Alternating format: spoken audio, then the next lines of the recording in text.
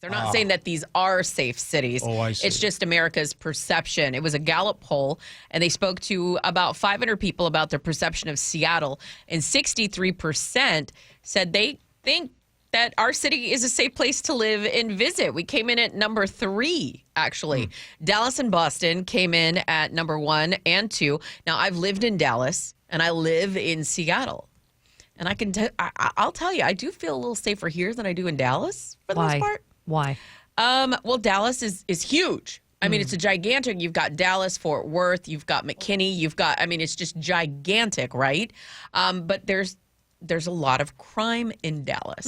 What kind of crime? Well, a lot of, from my experience, this isn't, reporting experience, but from one, there was a lot of domestic violence, a lot of shootings, a lot of drive-by shootings, a lot of stolen vehicles, businesses, being broken into, things like that. Sounds like Seattle. Yeah.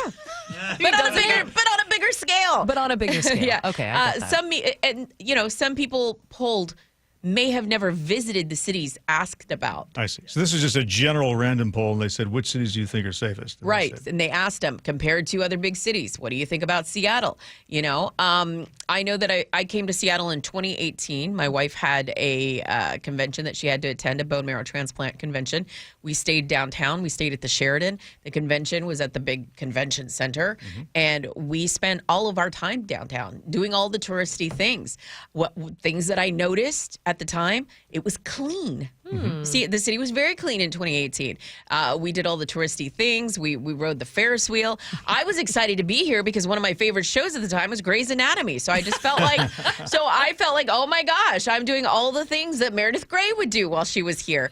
And then in 2021, we moved here and it was nothing like 2018. Yeah, a lot changed during the pandemic and during, the CHOP and the But riots. we're not talking about reality. We're talking about perception. Yeah. But perception is reality. Yeah. Perception is what? Perception is the a measure of the sales job the city is doing in the public mind. I would other say. perception that people had was those that didn't think that Seattle was safe have this impression that we are a city of lawlessness, especially after the media coverage regarding Black Lives Matter, the protests that happened in 2020.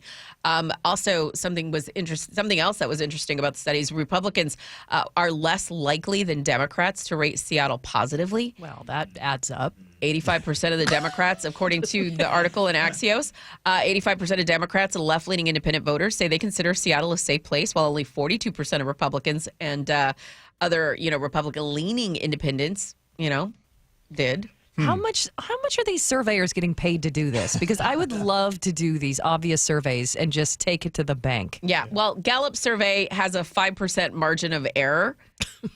And just so you know, these interviews were conducted on the phone. Right. So back we're in talking July. about a survey about perceptions. What does margin of error really mean?